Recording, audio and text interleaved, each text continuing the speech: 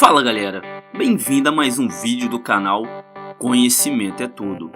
Hoje iremos falar do que aconteceu com a família imperial depois da proclamação da República.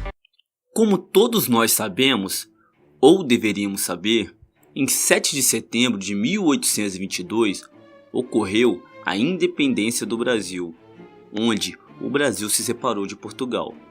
Em 1º de dezembro de 1822, Dom Pedro I foi coroado e consagrado o primeiro imperador do Brasil, mas abdicou-se em 7 de abril de 1831 em favor de seu filho, Dom Pedro de Alcântara, futuro Dom Pedro II, que reinou o país por 58 anos. Mas, em 15 de novembro de 1889, liderado por Marechal Deodoro da Fonseca, ocorreu o golpe militar e, por consequência, a proclamação da República. O Império do Brasil foi extinto, a família imperial brasileira foi banida e se exilou-se na Europa, só lhe sendo permitida sua volta ao Brasil na década de 1920. Vamos à descendência de Dom Pedro II até os dias de hoje, lembrando que irei falar da primeira linha de sucessão, pois a família imperial teve bastante herdeiros. Dom Pedro II casou-se com Teresa Cristina das Duas Sicílias e teve 4 filhos.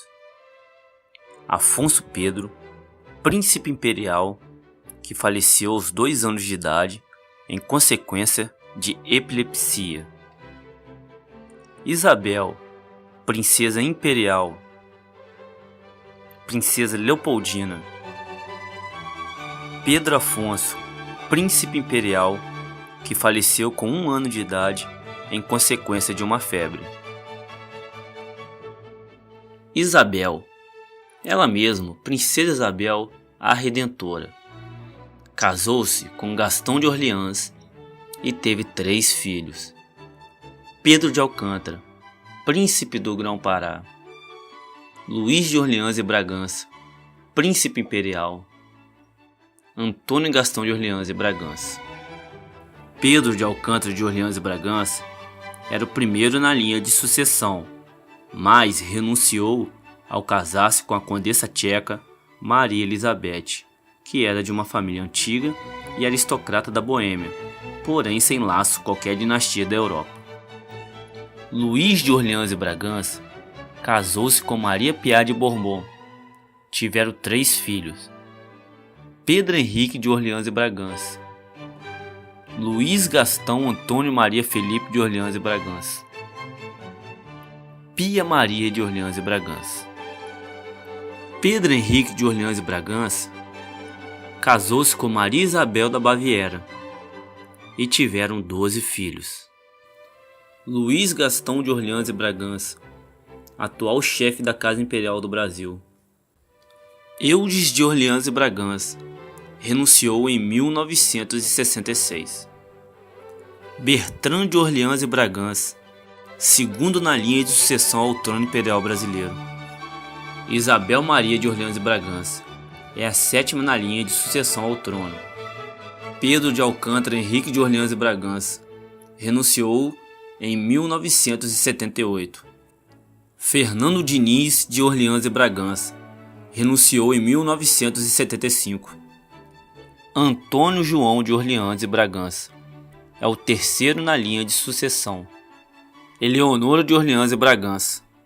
Francisco Maria José de Orleans e Bragança renunciou em 1980. Alberto de Orleans e Bragança renunciou em 1982.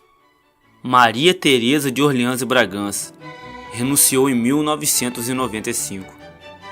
Maria Gabriela de Orleans e Bragança renunciou em 2003. Então, meus amigos, se hoje o Brasil fosse monarquia, Luís Gastão de Orleans e Bragança seria o imperador do Brasil.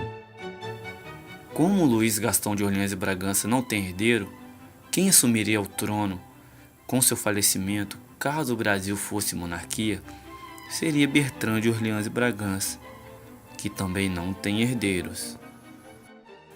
Seguindo a linha de sucessão, quem assumiria Com o falecimento de Bertrand de Orleans e Bragança, seria Antônio João de Orleans e Bragança, que é o terceiro na linha de sucessão.